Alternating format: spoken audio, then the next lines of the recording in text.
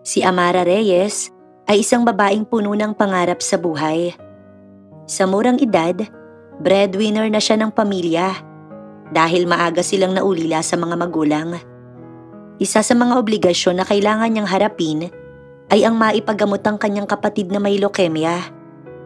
Hindi naging madali sa kanya ang lahat ng bagay dahil para makapagtapos ng pag-aaral at mapagamot niya ang kapatid, kailangan niyang magtrabaho bilang isang personal assistant ng isang social media influencer na si Cassandra. Amara, my things! OMG! What took you so long ba?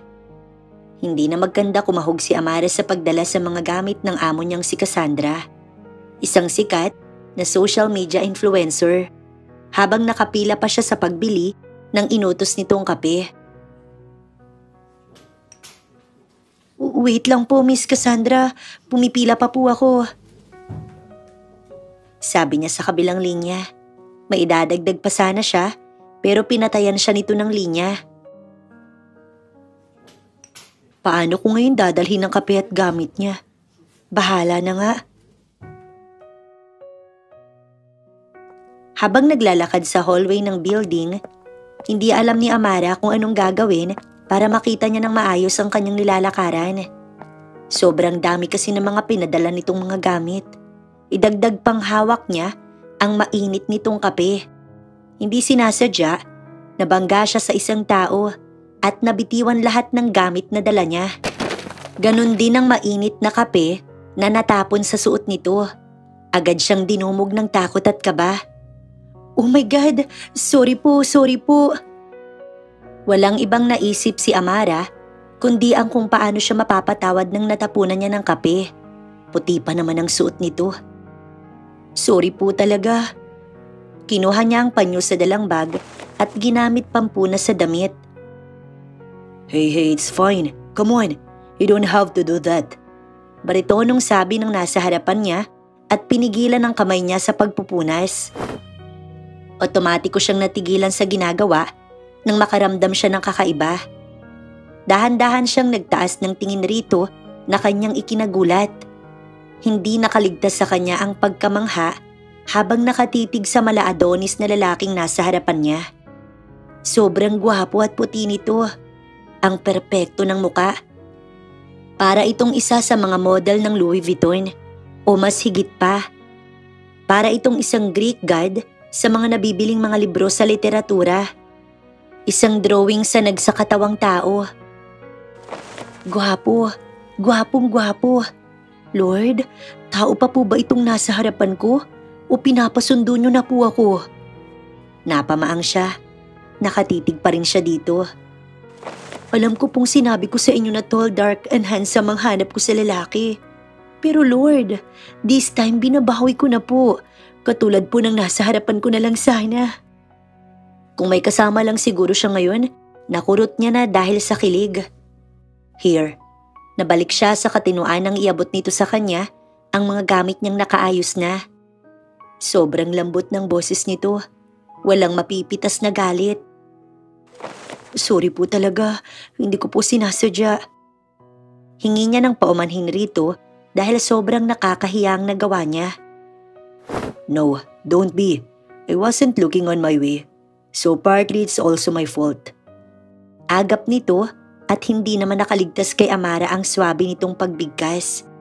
Idagdag pa ang mahina nitong pagtawa. Sobrang ikli lang ng naging interaksyon niya sa lalaki. Pero hindi mawala sa utak niya ang mukha nito.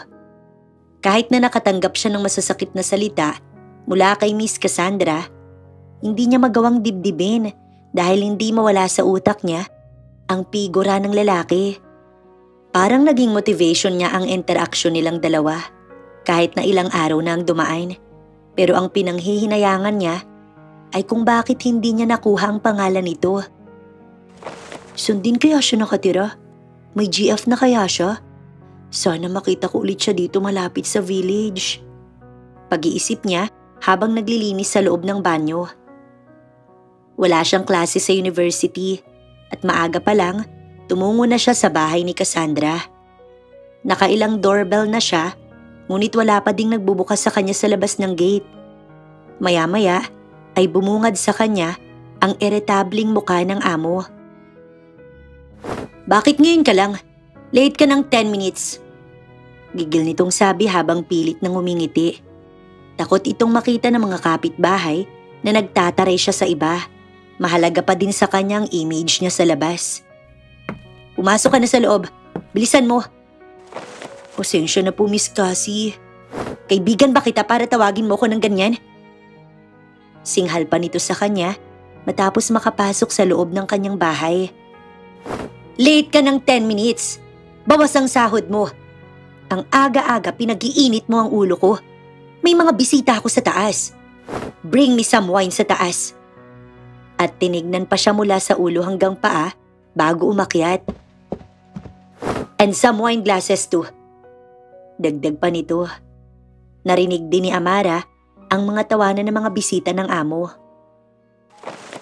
Sino ka? Tanong ng isang lalaki. Napaatras si Amara nang pagbukas niya ng pintuan ng kusina ay isang bulto ng pamilyar na lalaki ang bumungad sa kanya. Napatitig siya rito, lalo na sa mukha nitong mas lalong gwapo. Sa wakas, nakita niya ulit ito.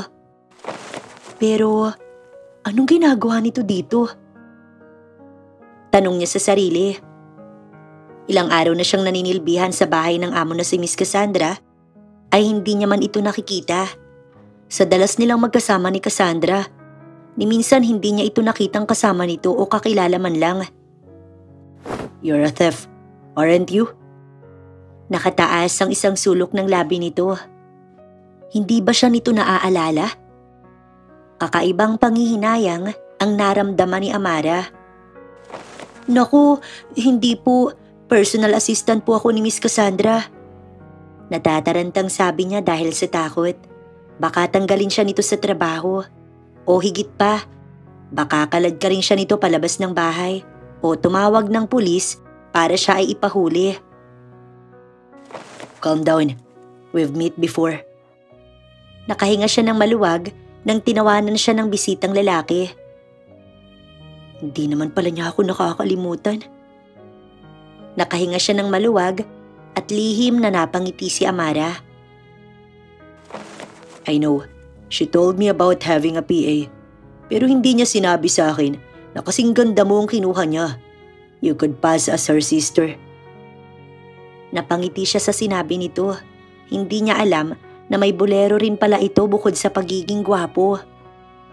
Bolero po pala kayo, sir. Mahina siyang tumawa. Hindi niya maipagkakaila na nakaramdam siya ng kakaibang kilig sa sinabi ng binata. Ramdam niya pa ang pag-init ng kanyang pisngi.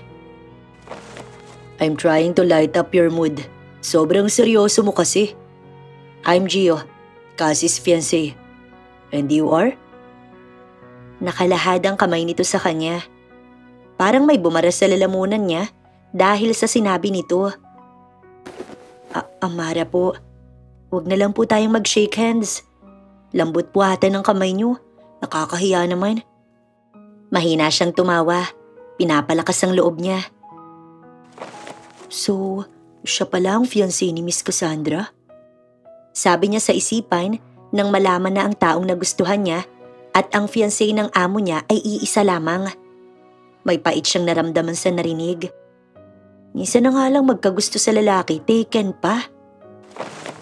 Nice to meet you, Amara. Sige na, iakyat mo na yan sa taas. Mauuna na ako ah. Bibili muna ako ng mga makakain natin para hindi ka na magluto. Hindi nito pinansin ang sinabi niya at basta na lang kinuha ang kamay niya. Maliit siyang napangiti sa ginawa nito. Sige po, Sir Gio. Ingat po kayo. Hindi pa siya gaanong kumakalma kay Sir Gio nang marinig niya ang boses ng amo. Amara, ano ka ba? Bilisan mo naman. Kanina ko pa inutos yan. Mula sa kwarto nito, nagsusumigaw ang among si Cassandra. Kahit hindi na magkanda o gaga sa pagdala sa inutos nitong wine at 3 wine glass, nagmamadali siyang maglakad dahil baka ano na namang mangyari sa kanya. Baka iba na namang sakit ang matanggap niya mula sa amo o kaya masisanti pa siya. Isang lingon muna ang ginawa niya sa pinaglabasan ng binata kanina, sabay tanong sa isipan kung kailan niya kaya ulit ito makikita. Hindi niya maintindihan ng nararamdaman. Nasaktan siya nang malaman niyang fiancé ito ng kanyang amo. Pero heto siya at umaasang makikita niya ulit ito. Papunta na po ako, Miss Cassie. Dahan-dahan siyang naglakad sa hagdanan para iwasang may mahulog. Baka kapag may nahulog na naman siya, wala na talaga siyang sasahurin sa buwan na to. Ang kupad-kupad mo! Inis na sabi ni Cassandra nang pumasok ang dalaga sa kwarto. Hindi niya pinansin ang pagtataray ni Cassandra na para bang mas kinainisan pa ng malditang amo. Napahawak siya sa sariling binti nang isang tadyak ang natanggap niya mula kay Cassie. Napadaing siya sa sakit. Oh, it hurts pala. Ang kupad-kupad mo kasi. Kanina pa kita inuutusan. Late ka nang dumating tapos ganyan pa. Kala ko tuloy hindi na working ang leg part mo eh. Pangungutya niya sa harap ng mga kaibigan na walang ginawa kundi ang tumawa lamang. Simula nang mamasukan siya bilang personal assistant nito, wala tang araw na hindi siya nasasaktan. Pisikal man o emosyonal, lahat ng yan, tinatanggap at pinagtitiisan niya dahil wala siyang magawa. Ito lang ang trabahong bumubuhay sa kanilang magkapatid. Kailangan niyang magtiis, kailangan niyang tatagan ng loob para sa taong umaasa sa kanya. Kailangan na kailangan siya ng kapatid niya para madugtungan ang buhay nito. At kung isa ito sa mga dapat niyang tiisin, gagawin niya.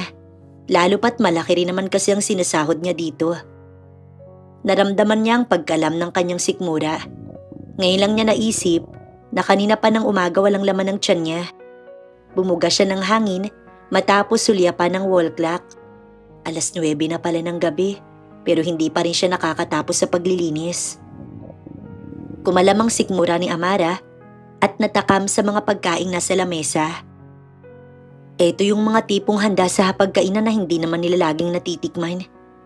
Minarapat na lang niyang iligpit iyon ng mabilisan at ibinalot isa-isa. Magsasabay na lang sila ng bunsong kapatid niyang maghapunan.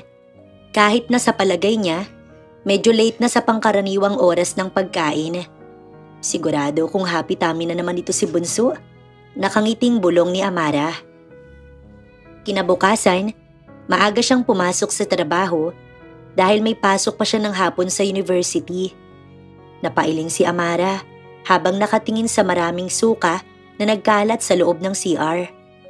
Personal assistant lang siya pero minsan, higit pa doon ang pinapagawa sa kanya ng amo. Dahil wala itong sariling katulong. Isang doorbell ang narinig niya mula sa labas. Amara, buksan mo nga tong pinto. Baka yan na yung bagong katulong.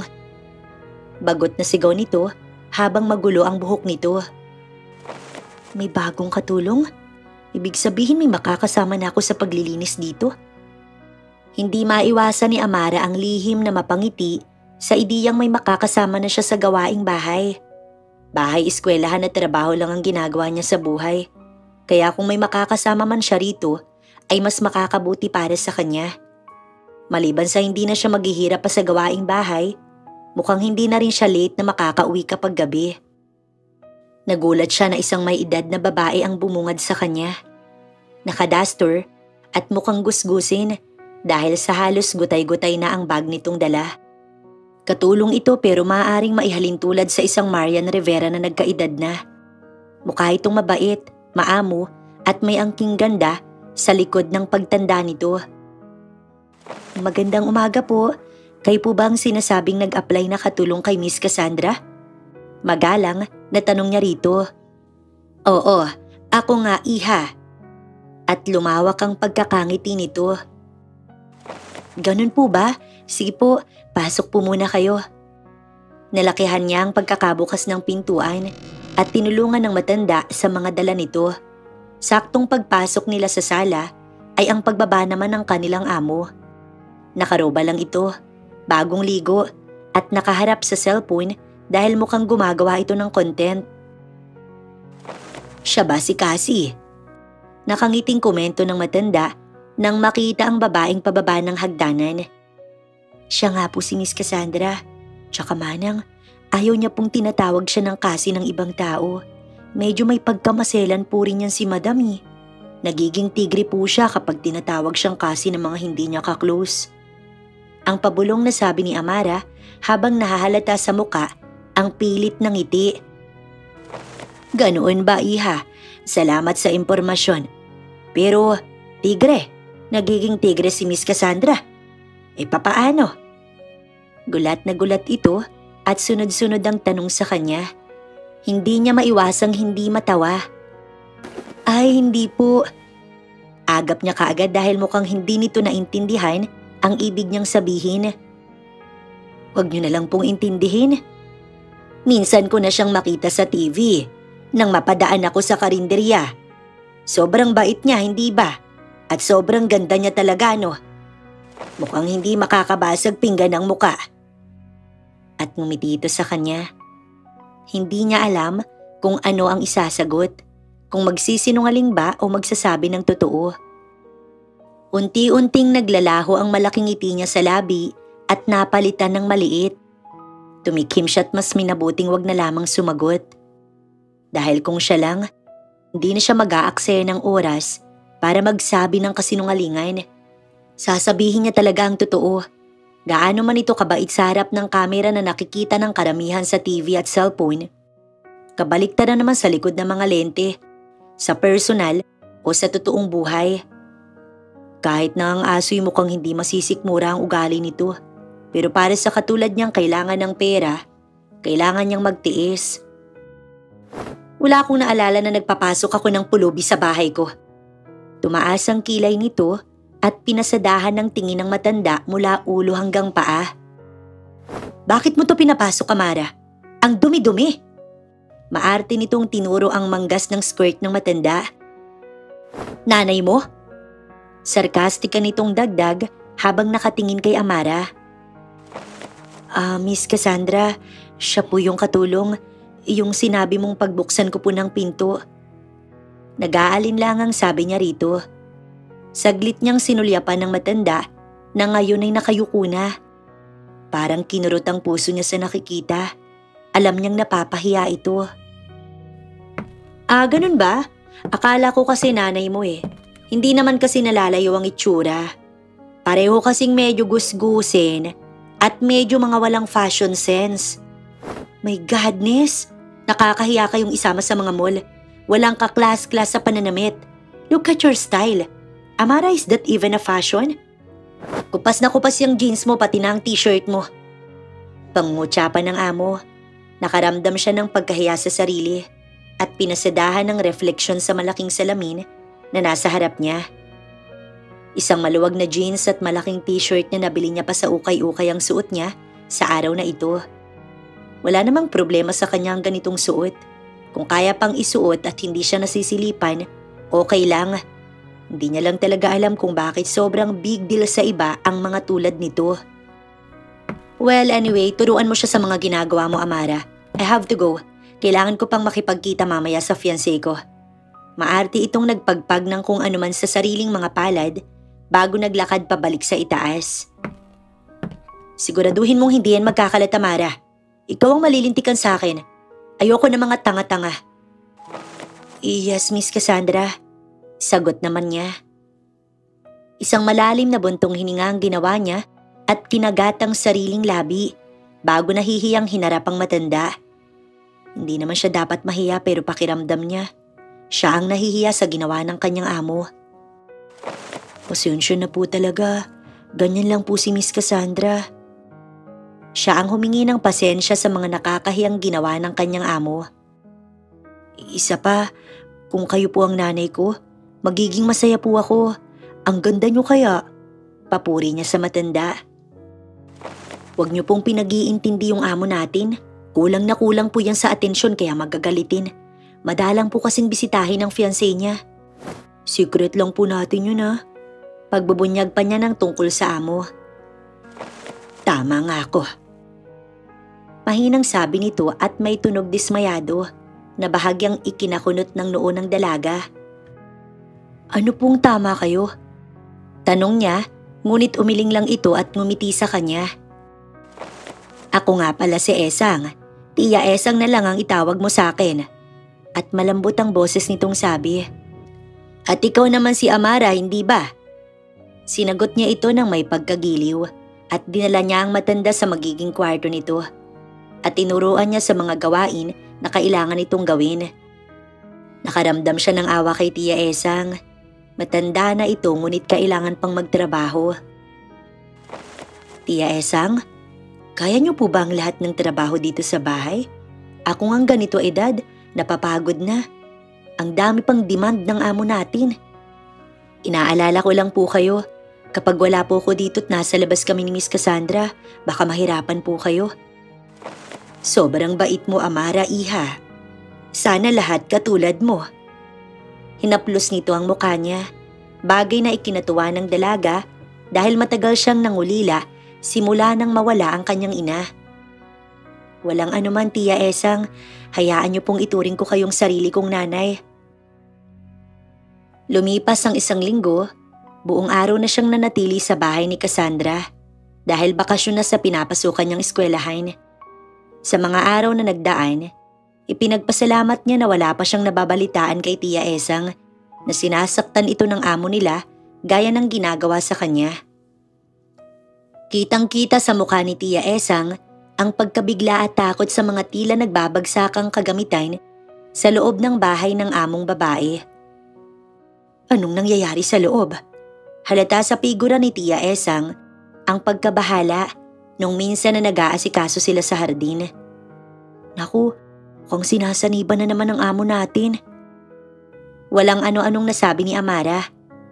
"Nasasaniban?" Bulalas na pagtatanong ng matanda. Dali-dali silang napatakbo sa loob ng bahay para alamin kung anong nangyayari sa loob. "Buwisit!" Galit na sigaw ni Cassandra. Naabutan niyang nagyuyumapos sa galit si Cassandra habang hawak-hawak ang cellphone. Kita sa sahigang maraming nabasag na mamahaling vase na galing pa ng China. Hindi nagatubiling kumuha ng tubig na malamig si Amara para inumin ni Cassandra. Madalas ay ito ang hinihingi nitong pangpakalma ng amo pag mainit ang ulo. "Miss Cassandra, eto na po ang tubig niyo." May kabang inabot. Walang ano-ano, hinablot ito ni Cassandra para inumin. Nanginginig pa sa galit ang mukha nito. "Buwisit na nanay yan. Kung kailang ikakasal kami ng anak niya, tsaka pa bumalik ng ibang bansa. Buwisit talaga," sabi nito't nagmarcha paalis. Umalis ang nanay ni Sir Gio? Tanong niya sa sarili na akala mo may makukuha siyang sagot. "Eto namang si Gio, alalang-alala. Ano, hindi ba kami may kakasal pag walang nanay niyang impakta?" Sunod-sunod na pagsusumbong nito kay Amara. "Hindi ko pa siya nakikita pero I hate her. Mahirap talagang pakisamahan ng mga nanay ng karelasyon. How I wish na mawala na siya sa landas naming dalawa." Napalunok sa narinig si Amara. Ni minsan, hindi siya nagbigay ng opinyon sa amo kahit gaano pa ito kamali. Pinilit niyang manahimik. "Amara, may kilala ka bang hired killer?" Matalimang mga mata ni Cassandra sa pagtatanong. Nasa mukha nito ang determinasyon. "Po, naku Miss Cassandra, wala po. At saka kahit po siguro walang yayong tao, hindi pa din po ako hahanap ng hired killer." Takot niyang pagsasabi ng saloobin. Naisip niyang sana, nagbibiro lang ito. "Chill! Masyado kang seryoso. Nagbibiro lang naman ako." Sabay tapik sa balikat nito. "Ay, biro lang pala." Pilit na pagtawa ni Amara. Sa isip niya, minsan din palang may saltik ang babaeng kulang sa pansin na katulad nito. Sumulyap si Amara sa kusina. Katulad niya, mukhang nagulat din si Tia Esang dahil nasa hamba ito ng pintuan. Ngunit hindi niya alam kung guni-guni niya lang ba yun o hindi nang makita niya ang galit sa mga mata nito. Mukhang hindi nito nagugustuhan ang sinasabi ng dalagang amo. Ganon din naman siguro siya. Mas matagal niya na itong kasama kumpara kay Tia Esang pero hindi pa rin niya masakyan ang trip nito. Hindi niya malaman kung may maldita lang ba talaga ito, spoiled, o may saltik lang talaga sa utak, o pwedeng all of the above. Nasa ganoong mood si Cassandra Nang biglang nagring ang cellphone nito at nang sagutin ng tawag, parang lumiwanag ang mukha nito at ngumisi na parang nagtagumpay sa isang bagay. Lutuan mo ko ng masarap na pagkain, Esang, dahil dadating ang fiancé ko. Siguraduhin mong maayos. Singhal na utos nito bago nagmarcha paalis. Pareho silang iiling-iling na dalawa ni Tia Esang sa kusina. May pagkabuang talaga si Miss Cassandra, no, Tia Esang? Kala mo, may sariling siso ang mood swing niya sa utak eh. Kung mag-audition yan bilang kontrabida, pagpasok pa lang sa loob at makita ng direktor, for sure, pasok na yan, kilay pa lang ang nakikita. Napatingin siya sa matanda na pinipigil ang ngiti sa kanya. Tama ka naman, tumpak na tumpak. Banat pa ni Tia Esang at sabay silang naghagalpakan ng tawa. Amara! Muling pagtawag ni Cassandra mula sa itaas ng bahay. Tumawag ka ng bumbero. Hirit pa ni Tia Esang na may himig ng pagbibiro nang marinig ang boses ng amo. Buti nga sa kanya at nilayasan siya ng mother ng fiancé niya. Tama, deserve niyang malayasan, Tia Esang, dahil mas deserve ko sa Sir Gio. Sabay kindat pa niya. Joke lang po, biro pa ni Amara. Dahil maliit lang naman ang natirang lilinisin, sinalo ni Amara ang trabaho ni Tia Esang habang abala ito sa pagluluto ng bagong putahe. Sa paglilinis, hindi niya mawala sa isip niya ang impormasyon na darating ang boyfriend ng amo niyang si Gio. Na-excite siya sa iisipin na magkikita ulit sila ng boyfriend ng amo. Sa ganitong paraan, kahit alam niyang taken na si Sir Gio, napapasaya pa din siya sa maliit na bagay tulad nito. Hanggang sa ngayon, hindi niya alam kung bakit at paano nakuha ni Miss Cassandra ang loob ni Sir Gio. Gayong ang pangit naman ng ugali nito. Mukhang nandyan na yung boyfriend ni Miss Cassandra, Amara, yung crush mo. Sabay kurot pa ni Tia Esang sa kanya. Uy, Tia Esang, wag po kayo maingay. Secret lang natin yun. Baka mawalan ako ng trabaho. Atin-atin lang yun. Crush lang naman po, diba? Anong gagawin natin ang pogi. Ang bait pa tapos hang sama naman ng ugali ng girlfriend niya. Ang malas talaga ni Sir Gio. Oo na, crush mo siya paghanga lang. Kaya pala nag-twinkle-twinkle ang mata mo eh. Andyan na siya. Nakaamoy ko na ang pabango niya. Biro pa ng matanda. Hala, alam niyo ang pabango niya, Tia Esang? Crush mo din si Sir? Crush mo din oh. Kayo, Tia Esang ha? Pabalik na biro niya pa sa kasama. Matanda na ako para dyan, iha. Mas gwapo dyan ang asawa ko. Next time, pakita ko sa'yo pag may time. Teka, tapos na ako magluto. Mauuna na ako sa kwarto ha. Ganito ata talaga pag matanda na. Mabilis mapagod. Paalam nito at nagmamadaling pumasok sa sariling kwarto. Nagsalubong ang kilay ni Amara. Bigla ay iniwan siya ng matanda. Hindi na lamang niya ito pinagtuunan ng pansin dahil baka pagod lang talaga ito sa lahat ng nangyari ngayong araw. Dumating nga ang bisita at hindi siya nagpakita dahil hinanda na niya ang lahat at pumasok sa loob ng kusina. Hindi din siya tinawag ng amo pero palihim siyang sumisilip mula sa kusina. Nang makatapos sa mga among kumain, huminga siya ng malalim pagkatapos ay ayusin ang latag ng pagkain. Marami pang natira sa niluto nila. Sangkatutak ang reklamo ni Cassandra sa mga pagkain, kaya tinikman niya ang mga yon. Nagdududa na talaga siya sa panlasa ng amo niya. Dahil wala namang masamang lasa ang mga ulam. Masarap at saktong-sakto ang timpla. Ang arte talaga ni Miss Cassandra. Maibalot nga ito mamaya. Humahagik-gik siya sa naisip dahil mukhang naging gawain na niya talaga ang magbalot ng pagkain. You're laughing. Napatalon siya sa gulat nang marinig ang boses ni Sir Gio. Isang mariin na pagpikit ang ginawa niya, lalo na nang marinig niya ang mahina nitong pagtawa. Sir Gio, nandyan po pala kayo. Pag-acknowledge niya sa presensya nito na parang hindi siya nagulat. Maganda sa pandinig ang pagtawa ng lalaki. Napamura siya sa sariling isipan nang hindi makatakas sa mata niya kung gaano kaayos ang itsura nito. Naka-brown na trouser, puting polo shirt, at idagdag pa Ang black sweater nitong nilagay lang sa leeg. Damn hot! Sun kaya nabingwit ni Miss Cassandra ang tulad ni Sir Gio? Tanong niya sa sarili. You cook this all? Puna nito sa lahat ng nasa mesa. Opo, maliban lang po sa afritada. Really? Masarap, sinong nagluto nun? Sabi nito matapos tikman ng afritada. This is my favorite. At para siyang luto ni Mommy. Si Tia Esang pong nagluto niyan, sir. May pagmamalaki sa boses niya at malaki ang pagkakangiti. Para siyang nagmamayabang na anak. Masarap siya. Masarap? Nilalandi mo ba ang fiancé ko, Amara? You're flirting with him? Sabay silang tumingin sa bukana ng pintuan kung saan nakatayo si Miss Cassandra. Nakataas ang kilay nito't parang handang mangaing nakatingin sa kanya. Ay, hindi po Miss Cassandra. Nag-uusap lang po kami ni Sir Gio tungkol sa afritada ni Tia Esang. Para siyang tinakasan ng sariling dugo dahil sa pamumutla. She's right, hon. We're just talking. Segunda ng lalaki, habang si Amara naman pinagpapawisan ng malamig. Uuwi na po ako, Miss Cassandra, Sir Gio. Maayos na po ang kusina at mga pinagkainan. Hindi pa man siya nakakalagpas, mahigpit na hinawakan ni Cassandra ang kanyang braso. Don't you ever try, Amara. Banta nito sa kanya. Isang malalim na buntong hininga ang pinakawalan niya bago tuluyang nilisan ng lugar.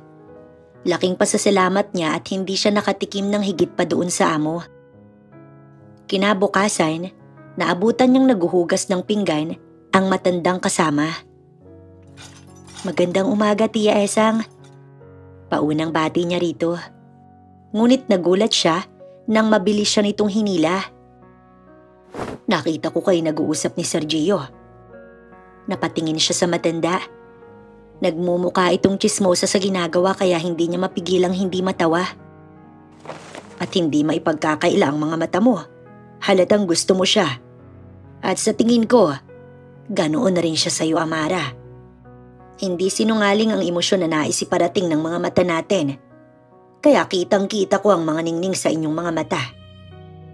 Bahagya siyang nagpakawala ng mahinang tawa dahil sa huli nitong sinabi. Naku po, nagkakamali kayo, Tia. Hindi niya ako gusto. Malayong-malayo ko sa taste ng mga mayayaman na tulad niya. Sobrang layo ko po. At isa pa, ikakasal na siya sa amo natin. Kaya napaka-imposible naman nun. Anya habang ibang kirot sa puso ang naramdaman niya. Bagay na kailanman, hindi niya dapat naramdaman. Pero gusto mo siya, hindi ba? Kung bibigyan ng pagkakataon na ipakakasal ka ba sa kanya? Tia, napaka-imposible naman ang what if mo. Mahina niyang tinawanan ng matanda pero hindi mapigil ang kilig na pilit itinatago sa mga ngiti. Oo at hindi lang naman ang isasagot mo, anak. Walang aayaw sa katulad niya, Tia. Mabuti siyang tao. Kapag nakakausap ko siya, pakiramdam ko, lahat ng problema ko nagiging okay. Lalo sa mga encouragement niya. Yan lang naman ang hinihintay kong sagot. Sino bang babaeng hindi mahuhulog sa tulad niya? Gwapo, mabait at halatang pinalaki ng maayos na mga magulang. Malambing ang boses nito. Kinuha ni Tia Esang ang kamay ni Amara at mahinang tinapik-tapik. Hindi natin alam ang pwedeng mangyari, anak. Malay mo, malay natin. Sa pagtingin mo sa langit, biglang mahulog ang bituin. Huwag kang mawalan ng pag-asa. Maraming pwedeng mangyari. Lalo na't hindi pa sila kasal. Sabi nito sa kanya, nanginitian niya lamang. Anong pinag-uusapan niyo? Putol ni Cassandra sa kanilang usapan. Hindi ko kayo sinasahuran para lang magkwentuhan. Hindi po, Miss Cassandra. May tinanong lang naman ako kay Amara. Paliwanag pa ni Tia Esang. Whatever. Ikaw, Amara, aalis ako ngayon. Ayusin mo lahat ng gamit ko para sa out of town ko the next day. Naintindihan mo? Mataray na pagtatanong nito. Ilang oras pa ang lumipas, biglang dumating si Sir Gio. May dalang pizza at iba pang pagkain. Nagsalubong ang kilay niya. Bakit ito narito? Kanina pa nakaalis si Miss Cassandra. Hindi ba magkasama sila? Amara? Tawag nito sa kanya. Sergio? Tawag niya rin. Si Cassandra? Hindi po ba magkasama kayo? Kanina pa po siya umalis eh. Wala kaming planong umalis ngayon. I was just planning to surprise her. At lumapat pa ang masiglang ngiti nito sa muka. Baka bumalik din yun mamaya, sir. Akma na siyang tatalikod at aalis nang magsalita ito. Amara, can you spare your time for me? Bahagya siyang nagulat. Ay, bakit po, sir? Gustuhin ko man baka mabawasan po ang sweldo ko ngayong araw. I'll double your salary. Just go with me. Dagli ang sabi ni Gio. Saglit siyang nag-isip kung anong magandang gawin sa offer ng lalaki. Gusto niya sanang tanggihan pero kailangan niya ding mag-extra dahil malapit na namang magkemo ang kapatid niya. Sige po, magpapaalam lang ako saglit kay Tia Esang. Nagpaalam siya sa matanda. Nang sinabi niya kung sino ang kasama, inako na nito ang trabaho niya. Ayaw niya pa sana, ngunit ito na ang nagpumilit sa kanyang sumama. Para daw makasama niya ito. Si Tia Esang talaga? Umiling siya pero sa kalooban niya, sobrang saya niya. Sa biyahe wala siyang imik. Hindi rin naman kasi niya alam kung anong sasabihin rito o itatanong. Baka mapahiya lang siya o ano. Have you gone into a picnic? Maya-maya, basag nito sa katahimikan. Hindi pa po sir. Mahina siyang tumawa. Just Gio, cut the sir. Masyadong formal. Bahagya siyang natigilan. Pero nang makabawi, hindi niya maitago ang nagbabadyang ngiti sa labi. Kinilangan niya patuloy na lumingon sa ibang direksyon. Ilang minuto pa ang lumipas bago huminto ang sasakyan. Halos hindi niya na maisara ang bibig niya sa pagkamangha sa pinagdalhan sa kanya ng binata. Isang overlooking view, nakita ang kabuuan ng syudad ng Maynila. Ang ganda! Hindi niya maiwasang hindi ibuka ang mga braso sa sobrang lambot ng hangin na yumayakap sa kanya. Para siyang hinihele sa pagtulog pero hindi para makatulog siya, kundi para pagaanin ang loob niya. Dito po kayo mahilig tumambay ni Miss Cassandra? Tanong niya at tinulungang ilabas ang mga dala nito. No, this is my favorite place. Namin ang family ko. She's never been here. Ikaw pa lang. Nagulat siya't hindi makapaniwalang napatingin sa lalaki. Siya pa lang ang nadadala nito dito? Pero bakit? Bakit niyo po ko dinala kung ganun? I don't know either. Sa beach lang sana ang plano ko kanina nang puntahan ko si Cassandra sa bahay niya. But then when you were next to me, namalayan ko na lang ang sarili ko na nagmamaneho patungo rito. Napangiti siya. Pakiramdam niya sa pagkakataong ito. Panalo siya kaysa kay Cassandra. Lamang siya dito.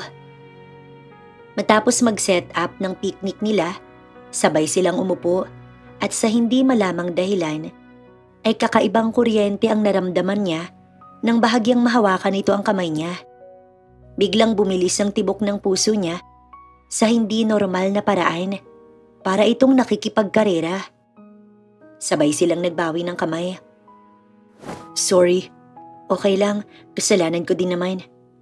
I've seen you many times, but I don't know a lot about you. Would you mind telling me more interesting things about you? Nagtagpo ang paningin nila, pero sa huli, siya ang nagbawit pinagtuunan ng pansin ang papalubog na araw. There's nothing much to know about me. I mean, wala namang ka-interes-interes sa buhay ko. I'm interested to know about you. Maliit siyang umiti pero humugot ng malalim na hininga. I'm a psychologist student, 3rd year. Namatay ang mga magulang ko nung senior high pa lang ako. Kaya ako na lang ang bumubuhay sa amin ng kapatid ko. May leukemia siya. Kailangan kong kumayad ng husto para matustusan ko yung pagpapagamot niya. Ano pa ba? Nakapikit siya nang bumaling siya kay Gio dahil sa mainit na sikat ng araw na tumatama sa mukha niya. You have a boyfriend? I never been into a relationship. Siguro kasi bahay, eskwelahan at trabaho lang ang palaging destinasyon ko araw-araw. You should loosen up a bit, Amara. Try to socialize. Suhestyon na parang ang daling gawin. Siguro, dahil sa sitwasyon nila at katayuan sa buhay. Madali ang makahanap ng mga kaibigan at makipag-hangout. Pero para sa isang katulad niya, tila napaka-imposible. Mas priority ko po ang kapatid ko ngayon. Lumulubog na ang araw, kulay kahel na, at kaunti na lamang ang nakikita sa katawan nito. Sobrang ganda. Sa papalubog na araw, lihim na nananalangin si Amara na sana'y tulad nito maging maganda ang mga araw na darating sa kanya kinabukasan. Di gaya ng sa bawat araw na lilipas, tila ang bigat ng pasanin niya sa balikat. Sinimulan nilang lantakan ng mga pagkaing dala ng lalaki habang napupunta sa iba't ibang usapan sa buhay. Hanggang sa gumabi na at kailangan na nilang umuwi dahil baka hinahanap na siya ng kapatid niya at higit sa lahat, baka hinahanap na ni Cassandra ang fiancé niya. Alam niyang walang masama sa ginawa nila, ngunit pakiramdam niya, pinagtaksila nila ito. Kung para kay Gio, wala lang ito, ngunit para sa kanya, parang kinumpleto nito ang araw niya.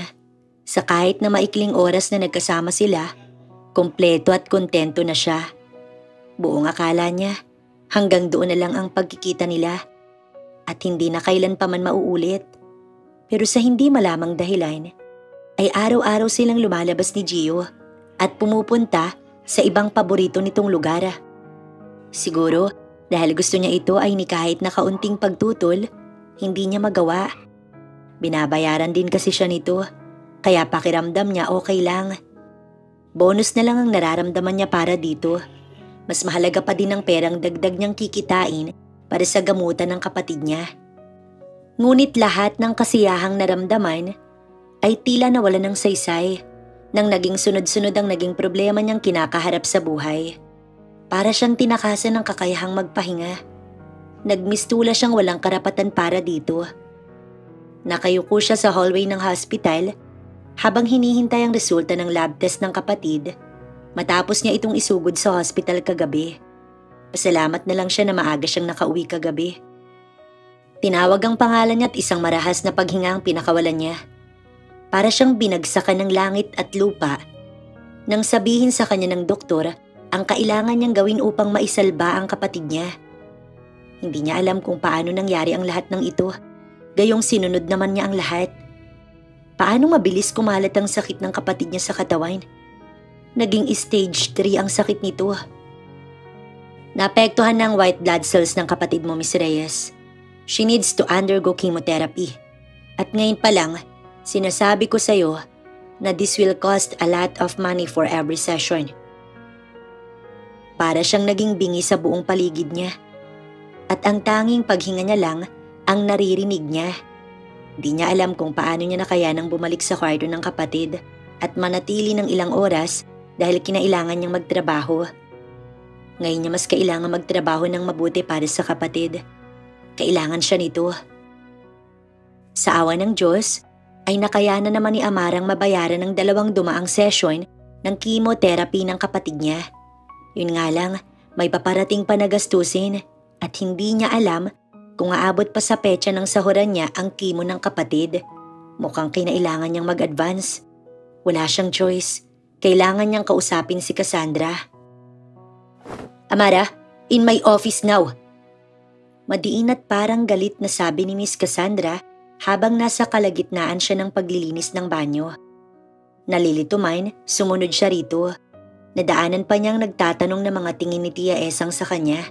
Nginitian niya lang ito. Sa mga naging pagsubok niya sa buhay, parang naging higit pa sa human diary niya ang matanda. Tumayo itong sandalan niya nang kailangan niya ng karamay. Mula sa payo, paggabay at pera. Kapapasok pa lang nila sa opisina, ay isang malakas na sampal ang sumalubong sa kanya. Napasinghap siya at napahawak sa sariling pisngi. Miss Cassandra? Sambit niya sa pangalan ng nagyuyumapos na galit na babae. I already told you and warned you before, Amara. But you still there. Isang duro ang natanggap niya mula rito na ikinaatras niya. Hindi ko po alam ang sinasabi niyo, Miss Cassandra. Sabi niya. Nagsimulang lumabo ang mga mata niya dahil sa mga luhang nagbabadyang tumulo. Ganyan ang linyahan ng mga mang-aagaw ng mga kabet. Miss, wag po please, wag po. Tinakpan niya ang sariling muka nang binunot nito ang kamera at itinutok sa kanya. Lalabas na sana siya nang hablutin nito ang kamay niya. Ladies and gentlemen, this girl right here with me tried to seduce my fiancé. Can you believe that? Sinweldohan ko ng maayos, pinakain, at tinrato na parang kapatid. Pero this is what I got? She'll pay for this. Doon natapos ang video. Maikli lang pero alam niyang masisira ang buong pagkatao niya sa mga tao. Pagpipiestahan siya ng mga tao dahil sa sinabi nito. You are fired. Yes, you hear me right, Amara? You are fired.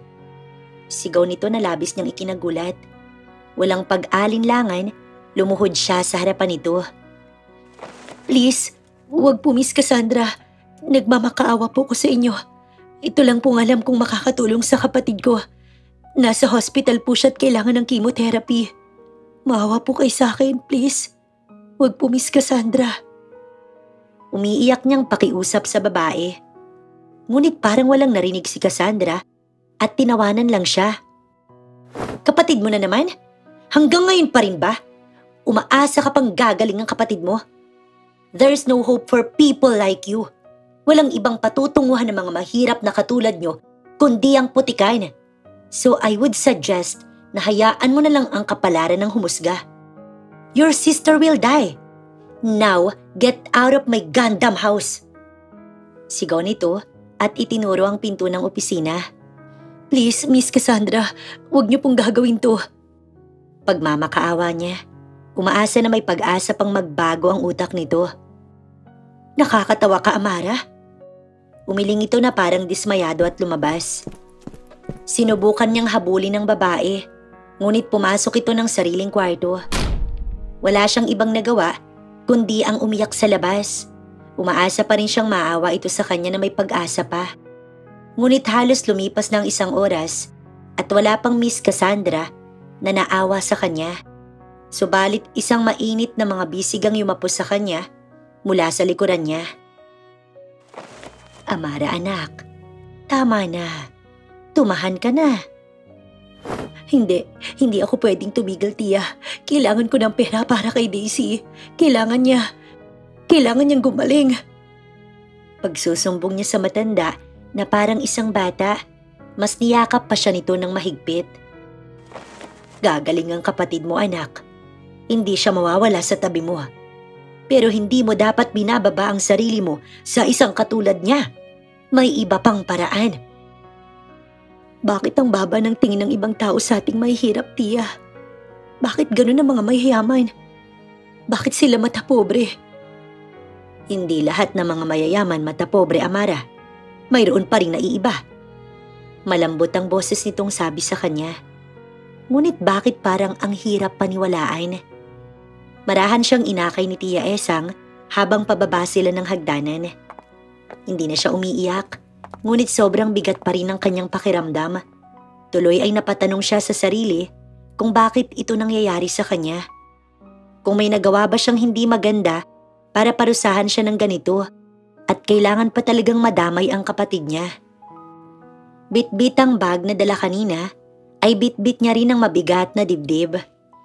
Sa paglabas niya, dala niya ang pangakong kailanman hindi na mauulit ang nangyari sa araw na ito. Hindi na siya muling magpapakababa sa taong tulad ni Cassandra na walang ibang ginawa kundi ang saktan siya.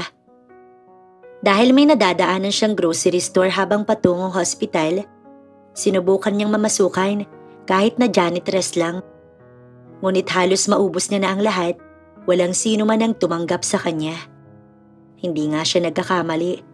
Paniguradong kumalat na ang video na kinuha ni Cassandra tungkol sa pangaagaw niya kuno sa lalaki. Pagpasok pa lang ng hospital, ramdam niya na ang kakaibang titig sa kanya ng mga tao sa hallway. Parang hinuhusgahan siya. Tulog na ang kapatid niya nang dumating siya. Muli na namang dumaloy ang luha niya sa pisngi habang nakatitig rito. Dahil mistisa silang dalawa, halata sa katawan nito ang pamumutla at panghihina. Dumarami na rin ang pamamantal ng balat nito. Patawarin mo ang ate Daisy. Kung pwede ko lang akuin ang sakit na nararamdaman mo, gagawin ni ate. Pakiusap niya sa kapatid habang nasa labi niya ang kamay nito. Nandito ka na ate. Halos pabulong na sabi ng kapatid niya dahil sa panghihina. Hinaplos nito ang mukha niya at pinalis ang mga luha niya sa pisngi at ngumiti. Napapikit si Daisy sa sobrang gaan ng pakiramdam niya habang dinadama niya ang mainit na palad ng kanyang ate. Oh, bumalik ka na sa pagtulog. Kailangan mong magpalakas para bukas. Makikipaglaban ka pa sa mga monster bukas, di ba? Galingan mo ah. Sinubukan niyang pasiglahin ang boses para sa kapatid. Fight. Pero ang pilit na pagniting figura ni Daisy, unti-unti nang nawala sa narinig. Ate, ayoko na atang lumaban. Pagod na ako, ate. Mabilis niyang sinakop ang mukha ng kapatid dahil sa sinabi nito. Paulit-ulit siyang umiling habang sunod-sunod na nagsibagsakan ng luha niya sa pisngi. Shh! Huwag mo sabihin yan. Lalaban tayo, lalaban ka. Aabutin pa natin ang pangarap mo, di ba? Magiging doktor ka pa, di ba? Sorry, ate. Parang sinaksak siya ng ilang libong karayom sa dibdib dahil sa sagot ng kapatid. Hindi niya alam kung pagod lang ba talaga ito o naawa na lang sa kanya dahil sa gastos at hirap niya na ipagamot siya. Makinig ka, Daisy. Gagawin ni ate lahat para gumaling ka. Kaya lumaban ka, ha? Alam kong ayaw mo ko nahihirapan kaya ganyan ka magsalita. Pero mas mahihirapan ako pag ikaw ang nawala. Kapag iniwan mo si ate, hindi ko makakaya yun, Daisy. Hindi ko kaya. Hindi kaya ni ate. Pagmamakaawa niya kay Daisy. Hinaplos nito ang buhok niya ng marahan. Sobrang sakit at bigat ng puso niya. Na parang ilang minuto lang, babagsak siya at hindi niya kakayanin. Mahal na mahal kita, ate ko. Sobrang lambot ng boses nitong sabi na tila siya'y hinihili. Mahal na mahal din kita, Daisy. Matulog na tayo, ate. Lalabanan ko pa ang mga monsters, di ba? Good night, ate. Ilang beses siyang tumango bago tumayo. Siguro dahil sa pagod, agad siyang nakatulog sa gilid ng kapatid. Kinabukasan ay si Daisy kaagad ang nilapitan niya para ihanda ito dahil kailangan pa nilang pumila. Daisy, gising na. Daisy! Malambing niyang gising sa kapatid dahil baka pinaglalaruan na naman siya nito. Ilang oras na kasi niya itong ginising. Natapos na lang siya sa pagligo pero hindi pa rin ito nagigising. Isang tawag pa ang ginawa niya pero hindi pa rin ito gumagalaw. Kinuha niya ang kamay nito at agad na kumunot ang noo kung bakit sobrang lamig nito. Ganon rin ang mukha nito nang haplusin niya. Itinapat niya ang hintuturo niya sa ilong nito. Ngunit ilang minuto ang lumipas, wala siyang hininga na maramdaman dito. Dinumog siya ng kaba. Nagsimulang mamuo ang malamig na pawis sa noo niya habang sinusubukang gisingin ng kapatid. Parang nakikipagkarera ang puso niya sa sobrang bilis ng tibok ng puso nito. Agad na nagunahan sa pagtulo ang mga luha niya habang paulit-ulit na tinatapik ang pisngi ng kapatid niya. Daisy, gumising ka please. Gumising ka please. Pagmamakaawa niya sa payapang natutulog na kapatid. Tinakbo niya ang pintuan at sumigaw. Dok, yung kapatid ko, Dok. Tulong, nurse, yung kapatid ko. Sigaw niya. Nang bumalik siya sa kapatid, dinampi niya sa pisngi niya ang malamig nitong kamay. Tumabi po kayo, Miss Reyes. Kami na pong bahala sa kapatid niyo. Hinawi siya ng isang nurse at sinimulang i-revive ang kapatid niya. Gustuhin man niyang lapitan ng kapatid at hawakan pero hindi niya magawa. Umiiyak siya habang pinapanood ang ginagawa ng mga doktor at nurse. Ibang kamay na naman Ibang kamay na naman ang sumubok na i-revive ang kapatid niya. Ngunit umiiling lang ito kapag napapagod na. Panghuli ay ang doktor ang sumubok, pero katulad ng iba, tumigil din ito. "Doc, please, gawin niyo po ang lahat." Pagmamakaawa niya. Umiling ito at tinignan ng relo sa bisig. Hindi Doc. Anong ginagawa niyo?" "Time of death, 7:30 a.m. Nang marinig niya ang sinabi ng doktor, otomatikong nawalan ng lakas ang tuhod niya at napaluhod siya habang dahan-dahang kinakapos ng hininga. "I'm sorry, Miss Reyes, but we tried our best to revive your sister, even though she was already dead an hour ago," sabi ng doktor at tinapik ang balikat niya bago lumabas ng kwarto. "Wag!" sigaw niya nang akmang tatakpan ng isang nurse ang katawan ng kapatid niya. Tinakbo niya ang pagitan nilang dalawa ng kapatid at mahigpit niyang niyakap. Hindi ka papatay, please. Nandito si ate, oh. Hinihintay kita. Gumising ka, please." Pagmamakaawan niya kay Daisy, umaasang pagbibigyan nito ang hiling niya.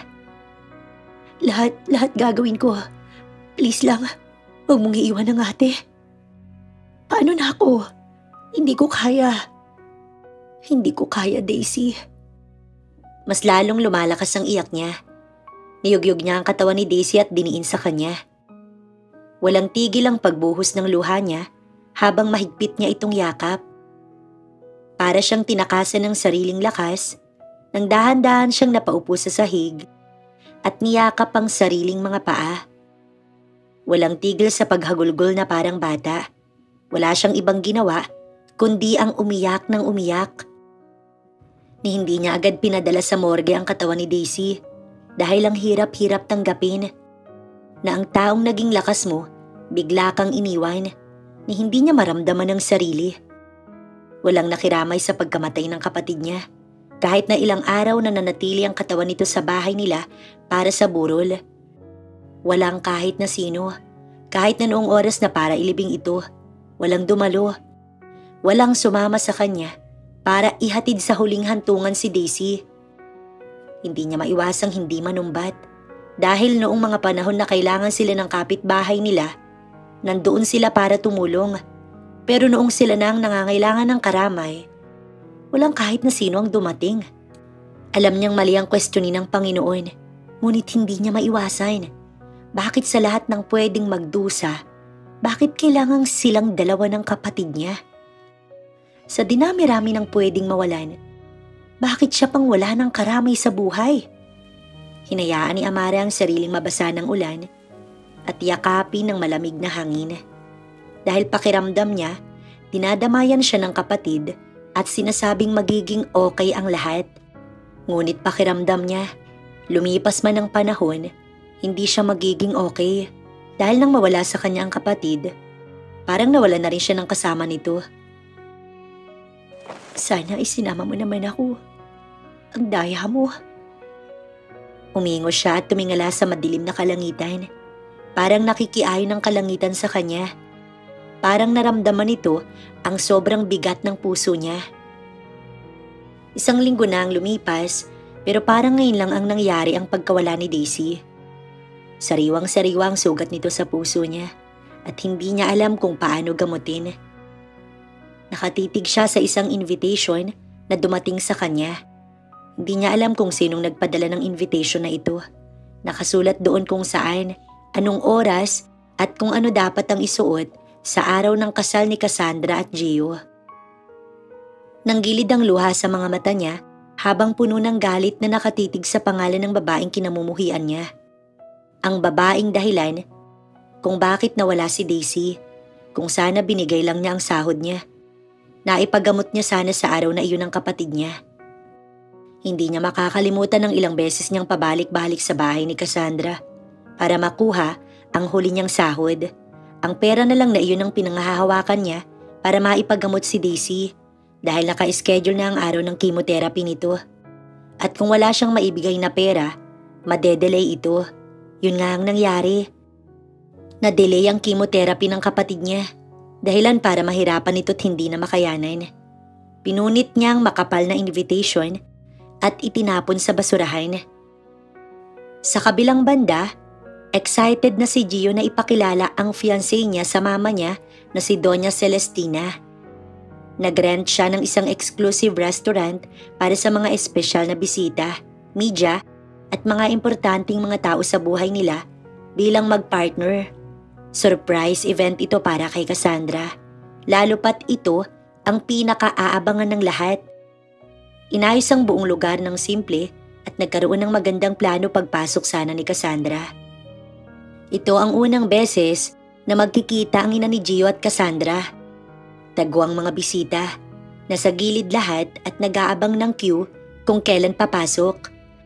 Nandoon ang mga magulang at close friend ni Cassandra. Nasa gitna ang mag-ina, katapat ng pintuan kung saan papasok si Cassandra. Ma, thank you sa paggalang mo sa desisyon ko. Bulong ni Gio sa ina. Vocal si Donya na ayaw niya kay Cassie, pero nakaayos na ang lahat, kaya iginalang na lang niya ang desisyon ng anak niya. Yumakap siya sa anak at hinalikan ni Gio ang noo ng ina. Nasa ganun silang tagpo nang biglang may sumigaw. Hayop ka? Pati ba naman ikaw? Sabay silang napalingon sa pintuan na biglang bumukas. Pumasok doon si Cassandra na matalim at hysterical na papalapit sa direksyon nilang dalawa ng ina. Nagulat ang lahat sa marahas na ekspresyon ng vlogger na babae. Malambing at mabait ang image nito sa lahat. Why are you hugging my fiancé? You flirt! Galit na sigaw ni Cassandra at malakas na hinila ang buhok ng nanay ni Gio at iwinagwag. Agad naman na inawat ni Gio ang dalawa. Hinawakan niya ang kamay ni Cassandra at inilagay sa likuran niya ang inang magulo na ang buhok at nagyuyumapos na rin sa galit. Nagulat ang lahat sa nakita at halos lahat hindi nakakilos sa inarte ni Cassandra. Ganyan ba ang babaeng gusto mo, Gio? Hindi makapaniwalang tanong sa kanya ni Doña Celestina. At bakit hindi ako? And seriously, umabot pa talaga rito ang katulad mo, Esang? Akala ko ba magli-leave ka lang ng 1 linggo? Pero eto ka, nag-ayos ka pa para landiin ang boyfriend ko. Anong ginagawa mo dito? Mahiya ka naman sa balat mo. Matanda ka na. Sa lahat ng lalandiin yung dalawa ni Amara, fiancé ko pa. I thought bagong katulong ang dumating. Bagong malandi lang pala. Sigaw ni Cassandra at pilit na inaabot ang katulong na nasa likuran ng fiancé niya. What are you talking about, Cassie? Is not what you're thinking. Gulong-gulo na tanong ni Gio. Hindi pa siya natapos sa pagsasalita nang pinutol siya nito at dinuro-duro si Doña Celestina na labis na ikinainit ng ulo naman ng huli. It's not what I'm thinking. She's hugging you. Umigting ang panga niya habang nagtitimpi. Really, Esang? Just because naging ganyan ang style mo doesn't mean pwede mo nang yakap-yakapin si Gio. Isa ka pa ring matandang hampas lupa na nangangarap na makahuthot pa ng pera. Amoy lupa ka na, lumalandi ka pa. Nagpaayos ka pa talaga. Hoy, hindi ka nababata. Tapalan mo pa ng buong foundation ang mukha mo. You can't deny the fact na matanda ka na. Tinuro nito ang buong postura ng matanda. Don't you dare say that to her, Cassie. Malakas na sigaw niya, dahilan para mapaatras ang babae. And why not? She's stealing what's mine. You're defending her just because she's mestiza even though matanda na siya? Your taste is getting cheaper, Gio. Mapanuyang sabi nito sa kanya. One more word about my mother, Cassie. Makakalimutan kong fiancé kita. Parang kulog ang boses ni Gio sa sobrang lakas. Halata sa mukha ng babae ang pagkagulat sa narinig habang nagtaas baba ang dibdib niya dahil sa matinding galit. Well. Bakit parang nawala ang tapang mo, Cassie? Nagulat ka ba sa narinig mo? Inis na tinignan nito ang babae mula ulo hanggang paa. From now on, I don't want to see your face with my son. I am calling off the wedding dahil mas gugustuhin ko pang makasal ang anak ko sa katulong kaysa sa katulad mong mata pobre. Naningkit ang mata ng Donya. How come? Hindi makapaniwalang tanong nito. Gio, Siyang mami mo? I'm sorry, hindi ko alam. I am sorry, Tita Celestina. Hindi ko po alam na ikaw pala ang mami ni Gio. Mabilis na nagbago ang mukha ni Cassandra, pati ang boses at pagsasalita nito. Naging para itong maamong tuta habang nagmamakaawa kay Doña Celestina. Ngunit hindi nagbago ang mukha ng matanda. Galit na galit pa rin ito. How could you say all those things, Cassie? Hindi makapaniwalang tanong ni Gio. Hindi niya lubos maisip na kaya nitong manakit ng ibang tao dahil lamang sa maling akala. Buong akala niya, sobrang bait nito. Ang totoo pala, may tinatago itong ibang katauhan. I'm sorry, Hein. Umiiyak na paghingi nito ng tawad kay Gio. Pero kahit na konting awa, hindi maramdaman ng lalaki. No, let's call it off. Hindi ko kaya magpakasal sa isang katulad mo. Malamig na sabi niya at marahang inakay si Doña Celestina palabas ng bahay. Nagmamakaawang sumunod si Cassandra sa kanila na halos namamanikluhod na pakinggan siya, pero nitingin, hindi sila nito tinapunan ng tingin. Hanggang sa dumating ang ilang mga itim na sasakyan, naglabasan pa ang ilang mga lalaking nakaitim at inawat si Cassandra sa paglapit. Hanggang sa nakasakay na ang dalawa. Kinabukasan, naging laman ng usapan ng araw ng kasal ng dalawang magkasintahan. Ngunit ang buong inakala niyang talk of the town na kasal ay mali. Laman ng usapan kung gaano kapangit ang ugali ni Cassandra, kung paano ito manakit ng kasambahay. Lahat ng yan, siniwalat ng sa pamamagitan ng paggamit ng mga kilalang tao sa media. Nagtrending ang katagang binitiwan ng ina ni Gio sa buong social media. We are calling off the wedding ni Gio at Cassie. Dahil ang uniko iho ko'y hindi dapat na ikasal sa'yo. Naging laman iyon ang isipan ni Amara at hindi niya maipagkakaila na naging masaya siya sa naging balita tungkol sa kasal nito.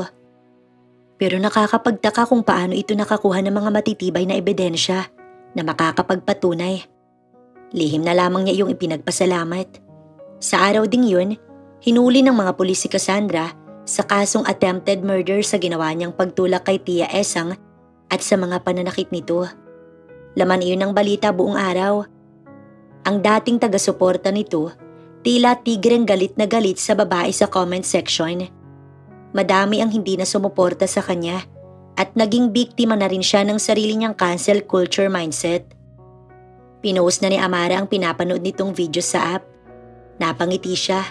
Inilibot niya ang mga mata sa buong paligid ng apartment na nagsilbing tahanan nilang dalawang magkapatid. Mahirap mang umalis, pakiramdam niya'y kailangan niyang magpatuloy. Dahil alam niyang hindi magiging masaya ang kapatid niya kung araw-araw siyang magmumukmuk. Isang katok ang nagpatigil sa kanya sa pag-iimpake ng mga gamit. Inayos niya ang sarili bago buksan ang pintuan. Nagulat siya nang bumungad sa kanya si Gio. Gio, anong ginagawa mo dito? I've heard about what happened to Daisy. My deepest condolence, Samara. Maliit siyang umiti at bumuntong hininga.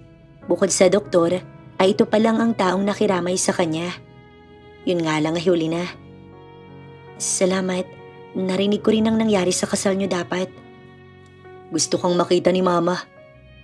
Nagsalubong ang kilay niya sa gulat. Ha? Bakit? Wala akong naalala na may ginawa kong masama sa inyo. Sunod-sunod na sabi niya rito. Mahina itong tumawa. Calm down. She knows about you. Gusto ka lang daw niyang makita. Come on, let's go. Nilahad nito ang kamay sa kanya. Napatitig siya sa maamong mukha ng binata. Mukha naman itong seryoso. Gusto niya pa sanang tumanggi. Ngunit alam naman niyang wala naman siyang ginawang mali sa kanilang mag-ina. Naisip na lang niyang baka gusto siya nitong gawing witness sa dating amo. Kung ganito ang motibo nito ay pag-iisipan pa rin niya. Wala akong maayos na damit, Gio. It's fine, Amara. Sabi nito na hindi naman nakatulong sa kabang naramdaman niya. Mas lalo lamang nadagdagan ng kabang naramdaman niya nang nasa biyahe na sila at malapit na. Ilang minuto ang lumipas at halos malula siya sa sobrang laki ng bahay ang mayroon ng mga madrigal. Nakakalulat parang nakakahiyang tumapak sa marmol nitong sahig. Nagdalawang isip pa siya kung susunod ba siya kay Gio nang maglakad na ito papasok. Come on, she's expecting you. Inakay siya nito. Pagpasok pa lang nila sa loob, isang yakap kaagad ang sumalubong sa kanya. Isang pamilyar na yakap na parang naramdaman niya na noon pa. Narinig ko ang nangyari sa kapatid mo. May condolences, Amara, anak. At ang boses nito, kilalang kilala niya. Agad na namuo ang luha sa mga mata niya nang haplos-haplosin nito ang buhok niya. Hanggang sa tuluyan siyang umiyak sa balikat nito. Kumuha ka ng tubig, Gio. Narinig niyang utos nito kay Gio. Naguguluhan siya kung anong nangyayari. Paanong nagawa ni Tia Esang nautusan ng binata? Napatingin siya sa kasuotan nito. Biglang nag-iba. Ang dating madumi na mga duster ngayon ay naging mamahaling dress na. Anong ibig sabihin nito? Naguguluhang tanong niya sa sarili. Tia Esang? So ikaw nga ang tinutukoy niyang Tia Esang, Mama? Maya-maya'y dumating ang binata, dala-dala ang inutos ng matanda. Ganoon na lamang ang panlalaki ng mga mata niya nang makita kung sino ang tinatawag nitong Mama. Tia Esang, ikaw ang mama ni Gio? Hindi makapaniwalang tanong niya rito. Yes, anak. Ako si Doña Celestina Madrigal. Ako ang ina ng binatang ito. Sinukbit nito ang kamay sa braso ng binata. Ngayon lamang pumasok sa utak niya ang napansin niya sa matanda noon. Kung bakit sobrang lambot ng mga kamay nito, kung bakit ang sosyal nitong kung kumain, at kung bakit tila gamay nito ang mga kagamitang pangmayaman dahil sa buong pagkatao pala nito, isa itong napakayamang donya. Para ring gusto na lamang niyang magpalamon sa lupa nang maalala ang mga sikretong sinabi niya rito. Hindi pa niya nakakalimutan kung paano siya kilig na kilig habang nagkukwento sa matanda tungkol sa kung gaano niya kagusto ang binata. Subalit, ang hindi niya lang maintindihan ay kung bakit kailangang magpanggap nito noon. Hindi na rin siya nagtataka kung ito rin ang nagpakulong dito. Bakit po? Bakit kailangan niyong magpanggap? Hindi niya napigilang magtanong.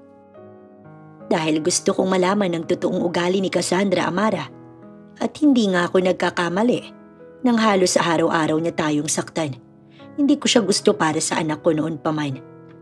Sagot nito na ikinatango niya.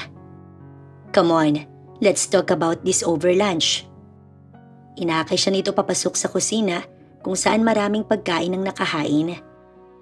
Salamat, sabi niya nang ipagbunot siya ng upuan ng binata na kanina pa nakasunod sa kanila.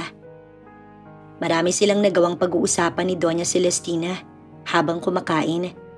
Pinangungunahan nito ang lahat at nakikisabay lamang silang dalawa ni Gio rito.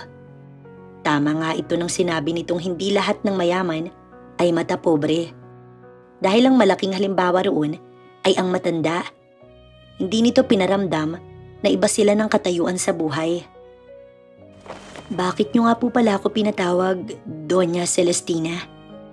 Naiilang na tanong niya gamit ang tunay nitong pangalan. Amara, just call me Mama, please. Napanganga siya sa sinabi nito. Mahina tuloy na tumawa ang dalawa sa naging reaksyon niya. Mama, wag niyo siyang takutin. Natatawang suway ng anak nito na tinawanan lang ng matanda. Pasasaan din naman at doon rin ang tungo ninyo. Might as well let her call me Mama para masanay na siya.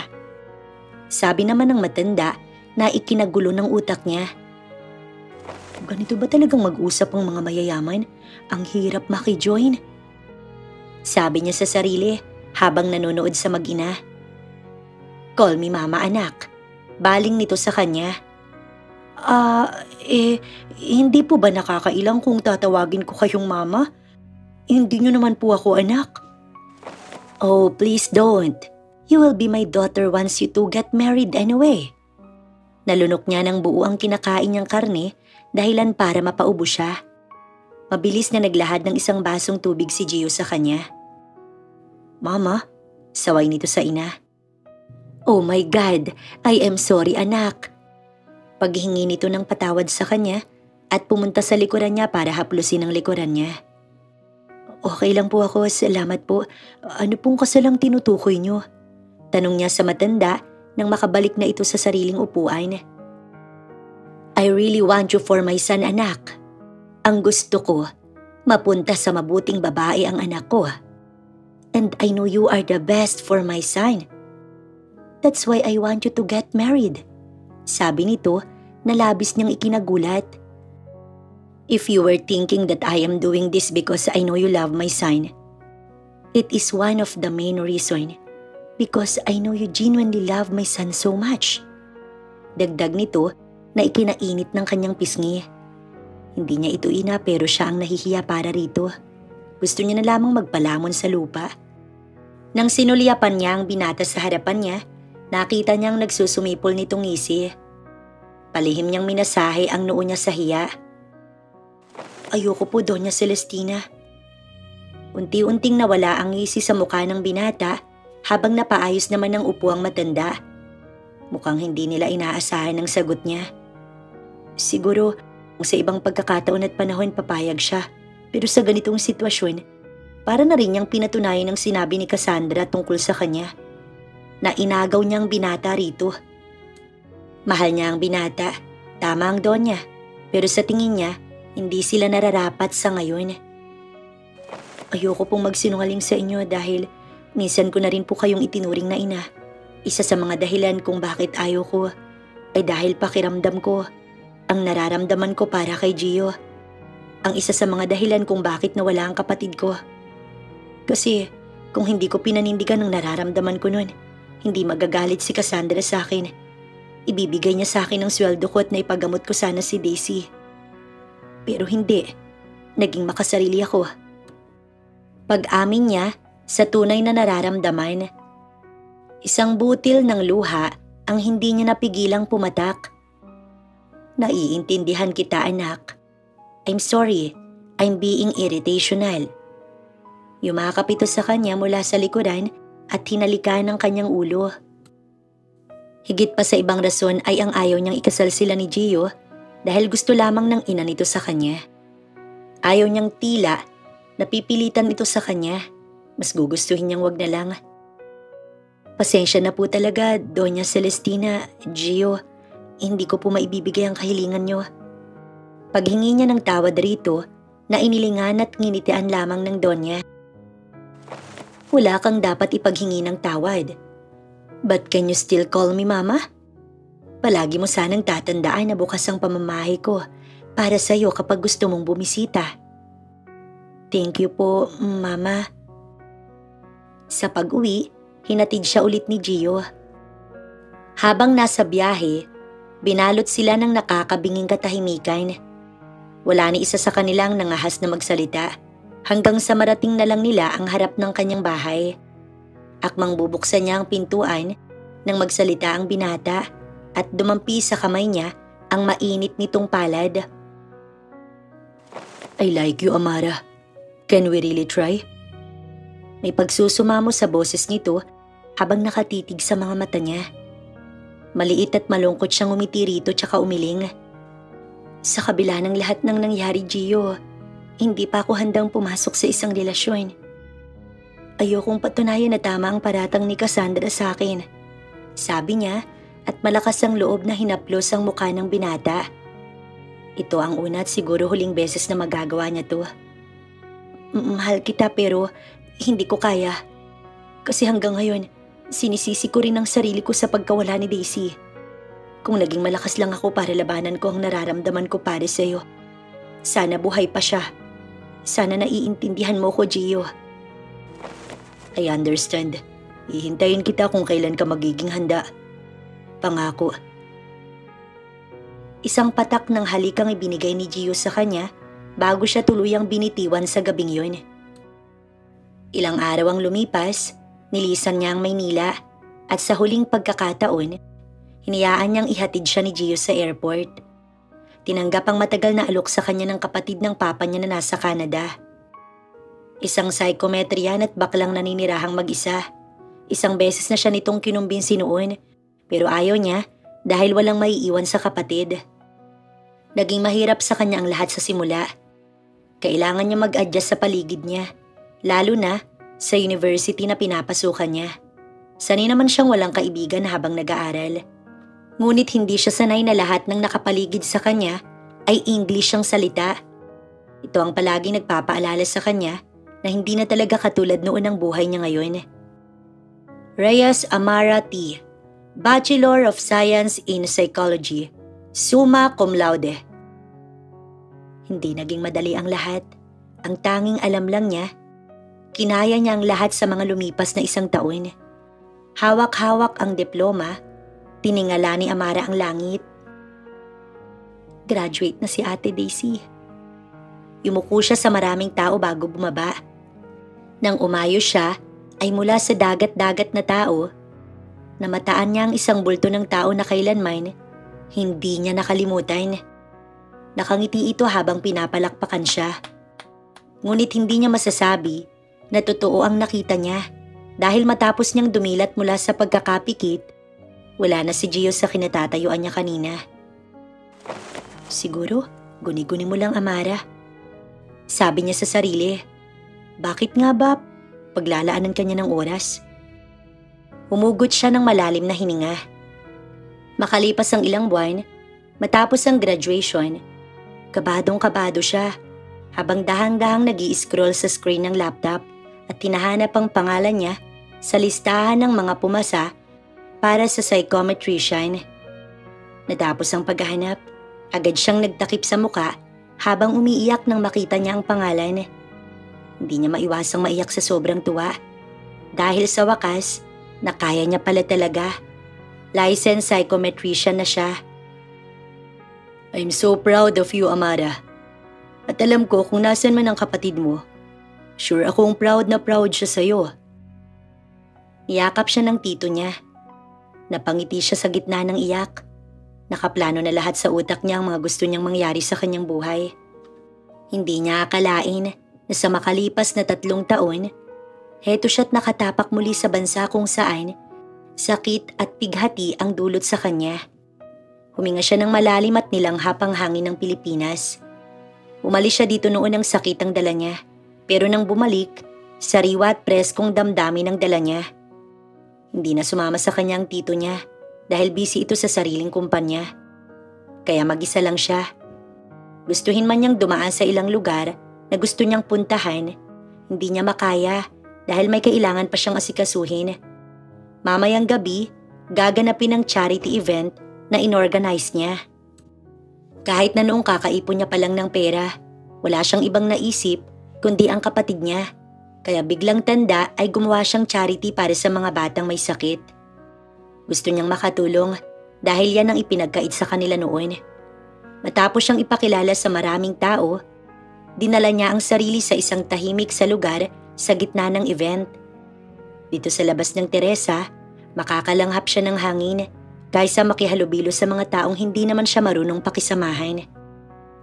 Madilim ang kalangitan at punong-puno ng mga nagkikinangang mga bituin. Tumingala siya dahil sa pamamagitan nun, parang hinahaplos ni Daisy ang mukha niya. I'm sure she's beyond proud with you right now. Nagmulat siya at dahan-dahang ibinaling sa nagsalita ang atensyon dahil baka nagkakamali lang siya.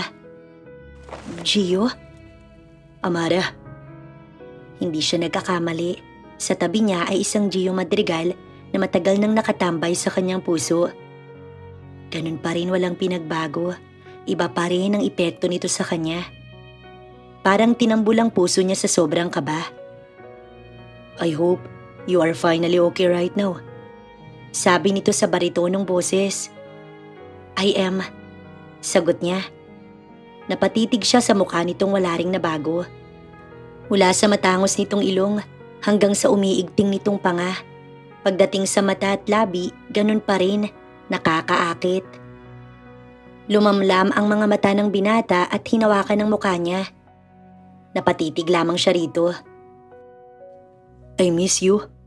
I hope we could start over. Because I am tired of watching you from afar. Sabi nito na tila nangihina. Hindi iyon nakaligtas sa puso niya at mas lalo lamang siyang dinumog ng kaba. Pinalis nito ang luhang dumaloy sa kanyang pisngi. Nandun ka? Ang tanging nasabi ni Amara. Yes, I was there. When you claim your success in life. Bakit? Halos pabulong na tanong ng dalaga. Because I still love you. At patuloy kitang minamahal at hindi makalimutan. Napapikit siya at mas lalong dinama ang kamay nitong nasa mukha niya pa rin.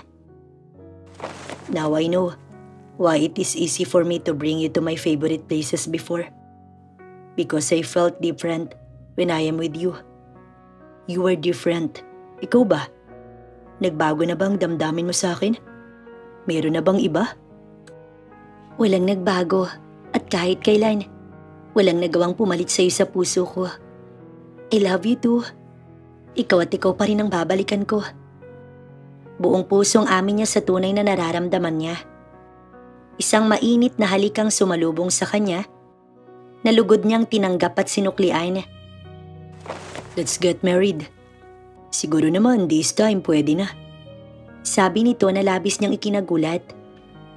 Is this a proposal? Natatawang pagkukumpirma ng dalaga. Yes, it is. Okay lang ba? O tatanggihan mo na naman ako. Mama is just waiting sa kasal na to. Napakatagal na. Kailangan pa ba naming maghintay pa ng ilang taon para sa pagpayag mo? For the second and last time, Miss Amara Reyes. Will you marry me? If it's still no, hindi ko na ipagpipilitan ang sarili ko sa'yo. But if yes, ibibigay ko sa'yo mga bagay na matagal mo nang dapat naramdaman. Pahayag ni Gio. Sunod-sunod ang tangong ginawa ni Amara. Hindi niya kailangan ng magarang proposal. Ilang taong pagsasama. Dahil lahat ng yan, gagawin nila ng magkasama at bilang mag-asawa. Simula sa gabing yun, ay naging bahagi na ang lalaki sa lahat ng plano niya araw-araw. Hindi siya nito iniwan. Sabay nilang binisita ang puntod ni Daisy at ibinalitang ikakasal na siya sa taong mahal niya. Pagkatapos naman, ay huli nilang binisita sa kulungan si Cassandra. Wala na siyang nararamdamang galit para rito. Ang tanging nararamdaman niya na lang ay ang taus-pusong pagpapatawad niya sa lahat ng naging kasalanan nito sa kanya. Hindi madali, ngunit ito lang ang tanging alam niya para mapatawad rin niya ang sarili sa lahat ng nangyari. Lumipas ang ilang buwan, ginanap ang pinakahihintay nilang espesyal na araw. Ang kasal nilang dalawa ni Gio. Pakiramdam niya, walang katumbas ang sayang naramdaman niya habang dahan-dahang naglalakad patungo sa altar. Kung saan naghihintay sa kanya si Gio. Alam niyang tulad ng paglalakad niya ngayon, ay ibang buhay ng paglalakad kasama si Gio ang gagawin nila sa mga susunod na yugto ng kanyang buhay. Alam niya ring hindi magiging madali, pero alam naman niyang kakayanin nila. Dahil magkasama silang dalawa ni Gio. Sabay silang napalingon nang isang tikhima ang narinig nilang dalawa. When I am going to finally have my apo? Tanong ni Doña Celestina, dahilan para mamula ng husto ang pisngi niya dahil sa hiya. Ma, natatawang sagot ng asawa niya rito. What? Promise me that I'll have my apo, hindi pwedeng wala. Parang striktang matandang guro na sabi ng nanay nila. Sabay silang nagtawanan dahil sa sinabi nito. Talagang sinisingil na sila nito dahil sa tagal nilang hindi nagkasama. Katulad ng papalubog na araw, dadalhin niya ang pangakong lahat ng pangarap nila ay tutuparin at tutuparin nila ng magkasama. Sabay nilang haharapin ang paparating na magandang umaga kinabukasan.